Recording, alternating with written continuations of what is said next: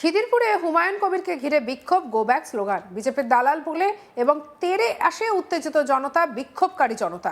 মুসলিম সংখ্যালঘু অধ্যুষিত এলাকায় গিয়ে বিক্ষোভের মুখে আবারও হুমায়ুন কবির। খিদিরপুরে হুমায়ুন কবিরকে ঘিরে বিক্ষোভ শুধু একটি বিচ্ছিন্ন ঘটনা নয়, বরং সংখ্যালঘু ভোট ব্যাংকের নিয়ন্ত্রণ নিয়ে চলা রাজনৈতিক টানাপোড়েনেরই প্রতিফলন। মুসলিম অধ্যুষিত এলাকায় গো ব্যাক স্লোগান স্পষ্ট ইঙ্গিত দিচ্ছে এই মুহূর্তে হুমায়ুন কবিরের গ্রহণযোগ্যতা নিয়ে বড় প্রশ্নচিহ্ন তৈরি হয়েছে সংখ্যালঘু ভোটারদের একাংশের মধ্যে। দেখুন ছবি।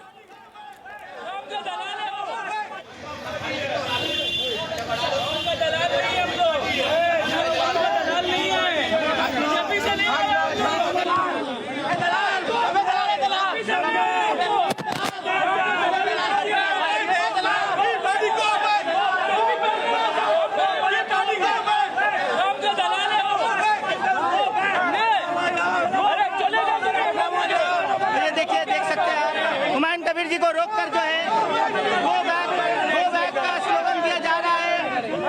ये देखिए गो बैक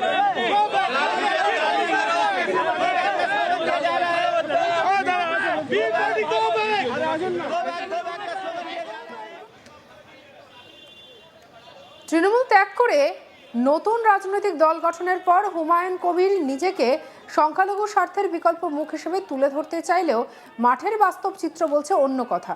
বুধবার বিকেলে খিদিরপুর এলাকায় আসেন সদ্য তৃণমূল দলত্যাগী হুমায়ুন কবির। খিদিরপুরের মতো সংবেদনশীল এবং রাজনৈতিকভাবে গুরুত্বপূর্ণ এলাকায় তাকে বিজেপির দালাল বলে তেড়ে আসা জনতা দেখাচ্ছে সংখ্যালঘু ভোট ব্যাংকে বিজেপির ঘনিষ্ঠতার অভিযোগ এখানে বড় রাজনৈতিক বোঝা। হুমায়ুন কবিরের পাল্টা অভিযোগ, বাংলার যে কোনো প্রান্তে একজন জনপ্রতিনিধি আর একটি রাজনৈতিক দলের নেতা হিসেবে বাংলার যে কোনো প্রান্তে আমার যাওয়ার স্বাধীনতা রয়েছে, সাংবিধানিক অধিকার রয়েছে। ববি হাকিম কিছু গুন্ডা পুষে রেখেছে। যেদিন আমি ব্রিগেড ময়দান পরিদর্শনে গিয়েছিলাম সেদিনও ওই গুন্ডারা মহল খারাপ করেছে বলে গো ব্যাক স্লোগান দিয়েছিল। আজকেও একই ঘটনা ঘটিয়েছে। এই বিক্ষোভ ছিল পরিকল্পিত এবং তৃণমূল কংগ্রেসের প্রভাবশালী নেতা ফিরহাদ হাকিমের ঘনিষ্ঠ কর্মীদের মদতে এই ঘটনা ঘটেছে। কি বলছেন হুমায়ুন কবির, শুনুন। দেখুন, বাংলার যে কোনো প্রান্তে আমি একজন জনপ্রতিনিধি, তাছাড়া একটা রাজনৈতিক দলের নেতা, সেই নেতা হিসাবে বা একজন জনপ্রতিনিধি হিসাবে বাংলার যে কোনো প্রান্তে যাওয়ার আমার স্বাধীনতা রয়েছে, আমার অধিকার রয়েছে, আমার সাংবিধানিক অধিকার রয়েছে। ববি হাকিমের কিছু গুন্ডা পুষে রেখেছে। সেই গুন্ডারা একদিন আমি যে ব্রিগেড ময়দান পরিদর্শনে গিয়েছিলাম সেদিনও এক গুন্ডা এরকম আমাকে বিজেপির বি টিম বা মহল খারাপ কর রায় এসব বলে আমার বিরুদ্ধে গো ব্যাক স্লোগান দিয়েছিল।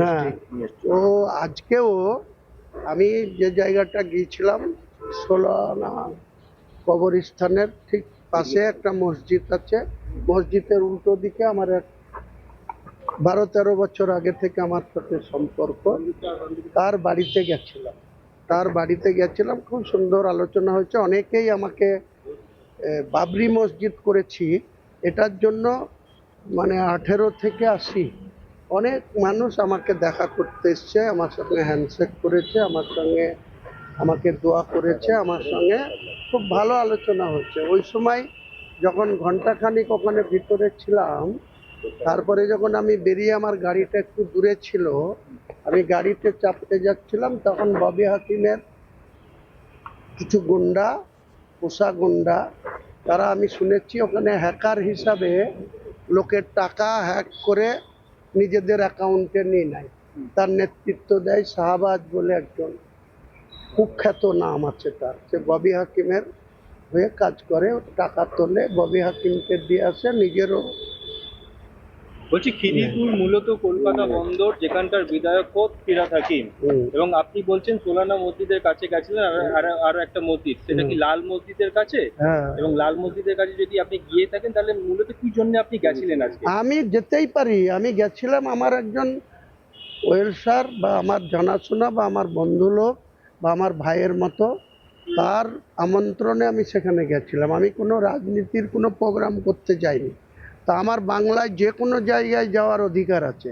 ববি হাকিম তার ওই 78 নম্বর ওয়ার্ড কাউন্সিলরের ওই জায়গাটা রাস্তার উল্টো দিকটা পড়ে ৭৭টা মমতা ব্যানার্জির ভবানীপুর, আর ৭৮টা পড়ে বন্দর এলাকা।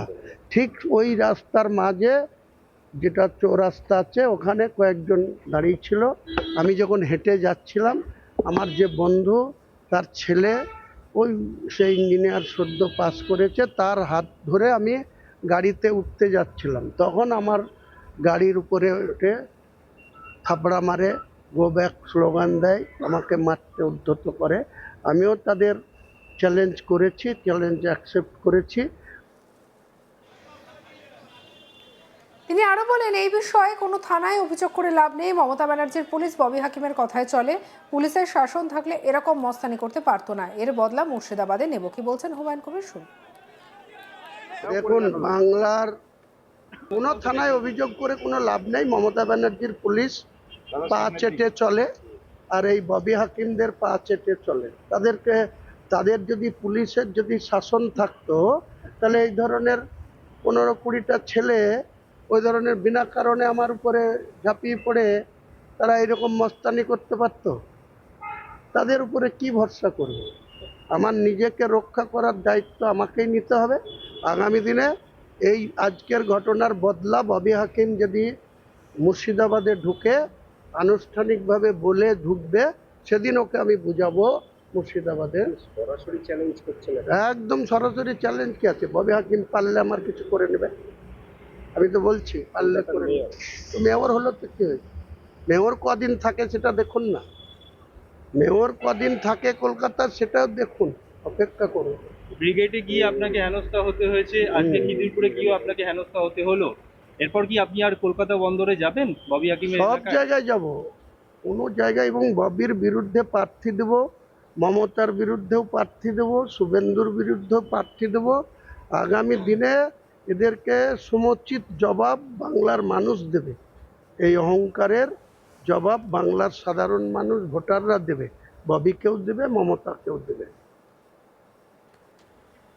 রাজনৈতিক বিশ্লেষকদের মতে, যদি এই অভিযোগ সত্যি হয় তাহলে তা স্পষ্ট করে দেয় তৃণমূল সংখ্যালঘু ভোটে কোনো বিভাজনের ঝুঁকি নিতে নারাজ এবং সম্ভাব্য ভোট কাটুয়া শক্তিকে শুরুতেই রুখে দিতে চাইছে। উল্লেখযোগ্যভাবে এই প্রথম নয়, ক্রিকেটের মাঠ কিংবা বিশ্ব ইজতেমার মতো ধর্মীয় জমায়েত, প্রায় প্রতিটি জায়গাতেই হুমায়ুন কবিরকে গো ব্যাক স্লোগানের মুখে পড়তে হয়েছে, যা ক্রমশ একটি রাজনৈতিক প্যাটার্ন তৈরি করেছে। প্রশ্ন উঠছে, সংখ্যালঘু সমাজের ভেতরে আদৌ কতটা গ্রহণযোগ্যতা তৈরি করতে পেরেছেন তিনি? ভোটের অঙ্কে বিচার করলে এই ধরনের বিক্ষোভ তৃণমূলের পক্ষে আপাতত সুবিধাজনক, কারণ সংখ্যালঘু ভোট একত্রিত থাকলে বিজেপি বিরোধী রাজনীতিতে তৃণমূলই লাভবান হয়। অন্যদিকে হুমায়ুন কবিরের নতুন দল যদি এই বাধা অতিক্রম করতে না পারে, তাহলে তা ভবিষ্যতে রাজনৈতিক প্রভাব বিস্তারে বড় অন্তরায় হয়ে দাঁড়াতে পারে। সঙ্গে রাখুন আজ তাক বাংলাকে। আপনার মতামত জানান কমেন্ট সেকশনে, সাবস্ক্রাইব করতে ভুলবেন না।